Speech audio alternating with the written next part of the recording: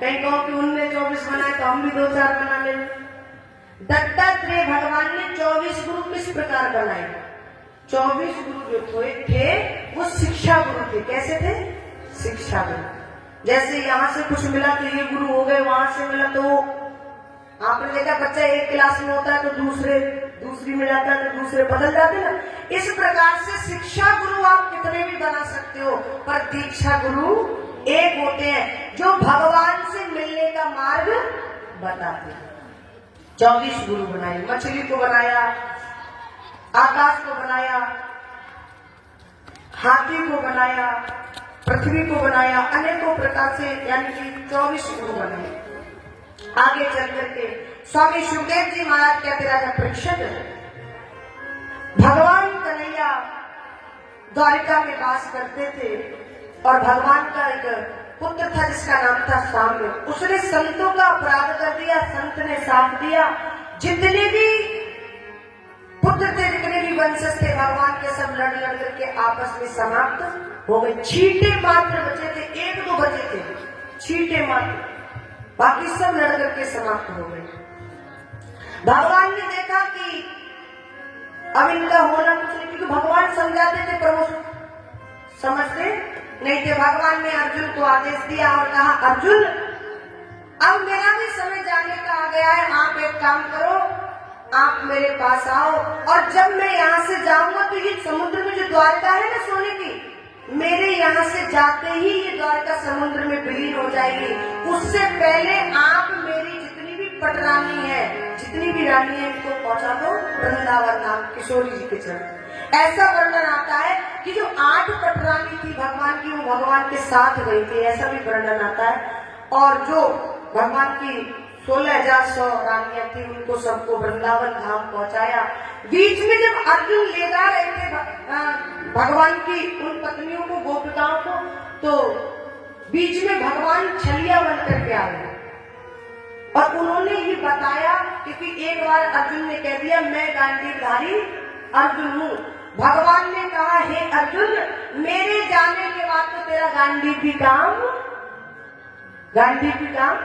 नहीं करेगा। अंत में भगवान ने एक बहेलिया को निमित्त बना करके अपने धाम को चले गए। स्वामी सुखदेव जी महाराज बोले, राजा परीक्षित, आज 7वां दिन है और आपको भी तक्षक नाम का सर्प डसने आ रहा है, आप अपनी तैयारी कर लो। परीक्षित को ज्ञान हो गया और बोले, प्रभु ना मैं मरता हूँ ना जन्म लेता हूँ। मरना और जन्म लेना किसका काम है? शरीर का काम है। मैं ना मरता हूँ ना जन्म लेता हूँ, मुझे कोई नहीं डसेगा।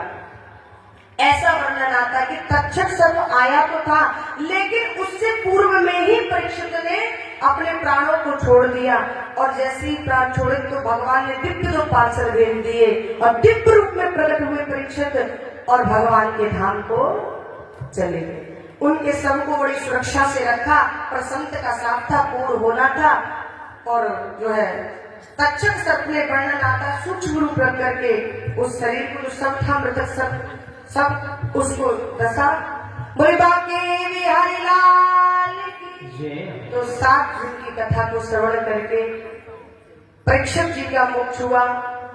7 दिन मैंने भी इस व्यासपीठ से आपको टूटी फूटी वाणी से कथा कही। जैसा भी मैंने गुरुजनों से सीखा, जैसी आप लोगों को, देखो मैं कोई ज्ञानी नहीं, मैं कोई कथावाचक नहीं, मैं कोई बड़ी वक्ता नहीं, मैं छोटी भी वक्ता नहीं हूँ, मैं अपने आप को कुछ नहीं मानती। बस मैं तो ये समझती कि मैं आप सबकी बेटी हूँ और जो आप सबसे मैंने जो आपके चरणों में बैठकर जो शिक्षा ली है थोड़ी बहुत, उसको मैं यहाँ बैठ करके आप सबके सम्मुख कहने का प्रयास करती हूँ। 7 दिन मैंने कथा आप सबके समक्ष कही।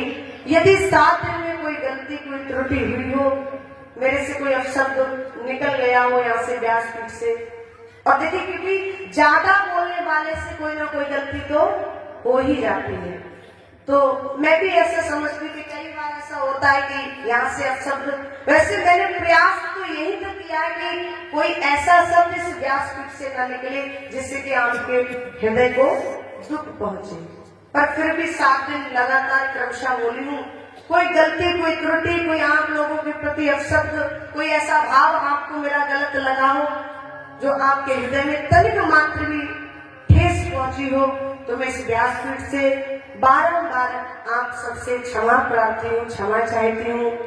और मैं एक बात और जानती हूँ कि मैं आप लोगों के लायक नहीं हूँ, मैं आप लोगों के लायक नहीं, पर आप लोग मुझे अपने लायक समझ लेते हो और मुझे यहाँ बैठ करके 7 दिन के लिए कुछ भगवान के गुणगान करने का अवसर देते हो।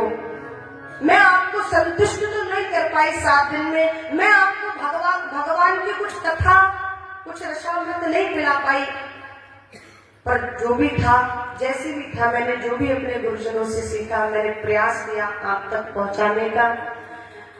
देखिए 7 दिन में आप लोगों को कोई ऐसा शब्द, ऐसा भाव अच्छा लगा हो जो लगे कि मेरे जीवन में उतारने के योग्य है, तो उस भाव को आप अपने हृदय में धारण करिए, चिंतन करिए, मनन करिए।